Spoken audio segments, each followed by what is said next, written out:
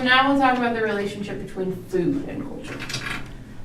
So this is kind of another more specific example again, but when we talk about food and a culture, we're looking at the ways the different cultures look at food. We look at food way different from like Italians or something. Or French, yeah, for sure. Okay, because there goes that example. Americans are all about eating tons. We have fast food. We want to eat a lot, and we want to eat things that usually aren't very good enough for us. Not all, but I just. feel like it's because like, I don't know, I guess I've never been to Europe or anywhere else, but like, I feel like we're in a society where we move fast, we're on a constant pace, and that's, fast food is fast, and we don't have time to sit down and make a meal. Whereas the French might have a little more time on their hand. Yeah. They operate in a more slow-paced thing. They're more worried about their bodies and their health. So Yeah. they are always looking for that new fad. So what is the omnivore's dilemma? It says Poland throws this into the reading a few times, but it isn't defined in this section. Basically, the dilemma is that it's hard to figure out exactly what to eat when we have so many choices.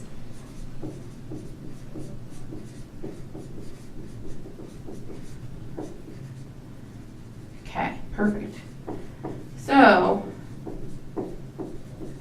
the omnivore's dilemma is, do I want to go to Taco Bell, Wendy's, McDonald's, Applebee's, etc.? Story of my life. Yeah, you know, like this is, we have so much to choose from that we might overeat, we might undereat based on the fact that we are just so overwhelmed. Whereas other societies like the Amish, they have whatever grew that day or whatever they have available in the cellar that day. There's not a ton of choices, so they eat what they eat. Okay, and then there was two words that started with an N, and I need you to respell those for me. They are Neophillia. Okay.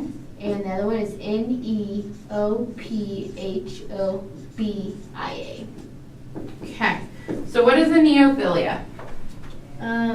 It says Americans alternate between loving new foods and bad diets and then rejecting and shunning those same things. This is one of the things that happens when there's no strong culture base.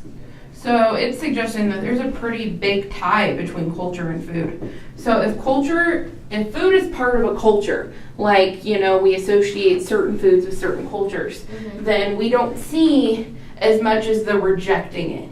We see like, this is the food we eat, and this is what we love, and this is what we do. So take the words. Philia means kind of like an obsession with almost, and phobia means kind of an avoidance of. Okay. So what is neophobia then?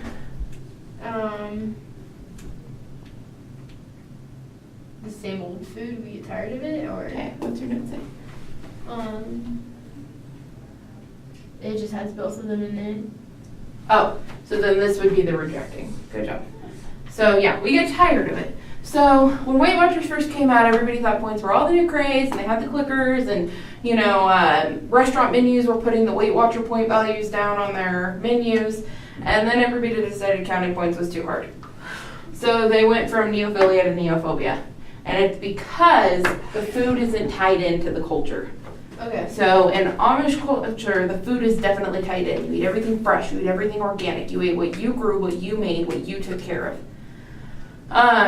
But in other cultures, we have so many different people making food for us and making those choices for us. And it's not based in our culture as much anymore.